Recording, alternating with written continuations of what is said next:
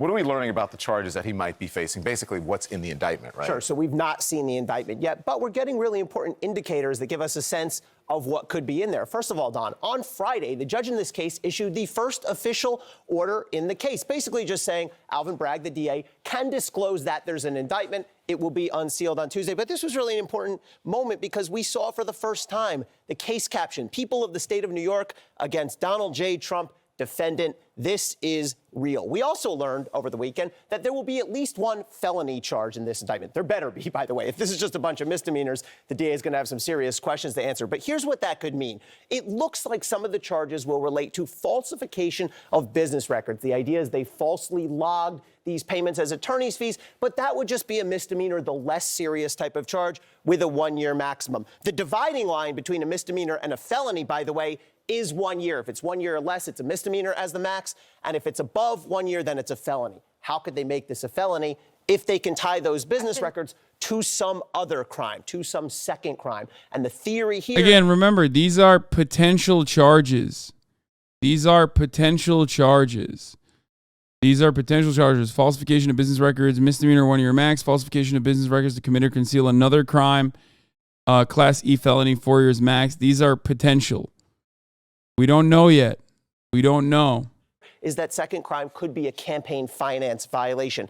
If prosecutors charge and prove that, it's a Class E felony, the lowest level of felony in New York State, which has a maximum of 4 years. And finally, Don, we know from our reporting from John Miller and others here that the indictment is expected to have 34 counts. That's a lot, but each individual entry in the business records could be its own count. You've heard a lot of the Trump folks out this weekend, the attorneys saying that they're going to fight this, they're going to seek to dismiss this. What kind of legal tactics will they use to do that? They're not playing this one very close to the vest. They spent a lot of the weekend talking to Dana Bash and others about their strategy. They are going to argue that legally, we're in state court here, New York State Court. You cannot charge a violation of a federal election law. This is a presidential election under state law. And if they do that, by the way, they could knock out this because that other crime is the federal election violation, leaving them with only misdemeanors. So that's going to be a really important argument. We also know from listening to Trump's lawyers this weekend, they're going to argue there was no intent to defraud here, meaning in most business records cases, somebody takes a record, falsifies it, gives it to somebody else in order to steal money. That's not the case here. It's a little different scenario. They're going to argue that as well. Trump's team is also going to argue statute of limitations, meaning you typically have 5 years from the time a felony is committed to charge it. Yeah, again, the statute of limitations argument is so fucking stupid because it's like, yeah, no shit. They couldn't do it when he was the president. Like you can't, dude. Oh my God. It's like if you did a crime, like let's say you did like a fucking violent assault or something. I don't know what the statute of limitation for that is, but like they tried to arrest you and you evaded the law successfully for many, many years. And then you come back and you're like, well, guess what? You know, I did the race.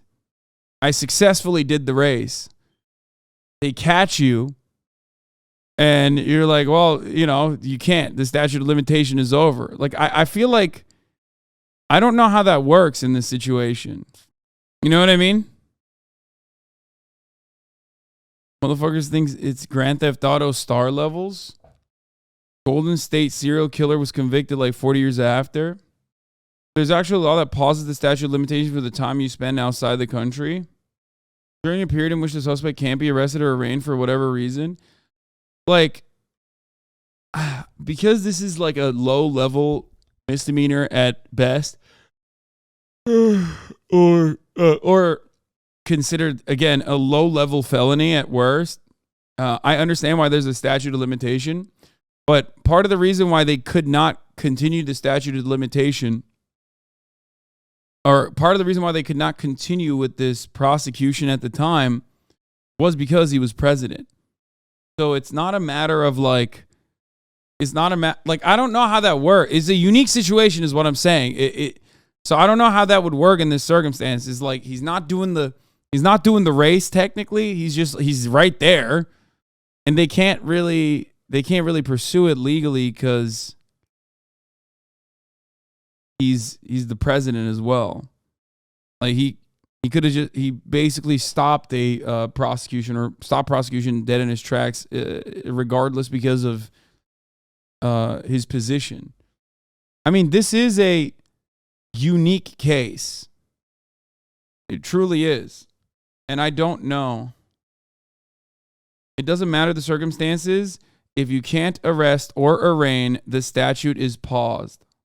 2 years for a misdemeanor. Now, we're beyond both of those time periods. However, they are going to be rescued here because prosecutors are going to be rescued because there's a New York law that says you can pause that time period when someone's living continuously out of state. Trump has lived in the White House and Mar-a-Lago. And then finally, I am certain that Trump's team, and they've more than signaled this, is going to argue selective prosecution. They're going to say he's been singled out for political purposes. That's a really difficult argument to succeed And they're on. using their John Edwards argument, right, Yes. in this case, right? Yes. What about the judge? Because Trump has talked about the judge. What about the judge in this case? What do we know? So the judge here, Juan Rashan, by the way, let me just point out, this is called New York Supreme Court. A little bit confusing. That's what they call the trial level court here in New York. The judge is a former prosecutor. He was with the DA's office, same office that's prosecuting this case, and the AG's office. Let me say, nothing unusual or inappropriate about that. Many judges are former prosecutors. He's been on the bench since 2006. Best known before this because he presided over the case against Alan Weisselberg, who pled guilty, and the trial of the Trump Organization. Trump's lawyers, by the way, may object to this because the way this judge got put on this case is prosecutors said it's related to these cases, so he should get it, as opposed to just going into the wheel for random assignment. Watch for Trump's lawyers to challenge that and say, this should not be related to that. We should get a randomly assigned judge. And finally, Don, the judge has to make his first really big decision, probably today, about whether he'll allow cameras in the courtroom for tomorrow's proceeding. We at CNN are part of a group of media outlets that have asked the judge, let us see it. Open up the courtroom. It's a public proceeding. Let the cameras in. He'll have to decide that soon. Do you think that'll happen? You know, he has a history of not allowing cameras in, but given the level of public interest here, I don't see how he says no. I think look, if I can opinionate for a second, he should let cameras in because the public interest in this is through the roof. Really? All right. Elie Honig, thank you very much. All right. I appreciate that.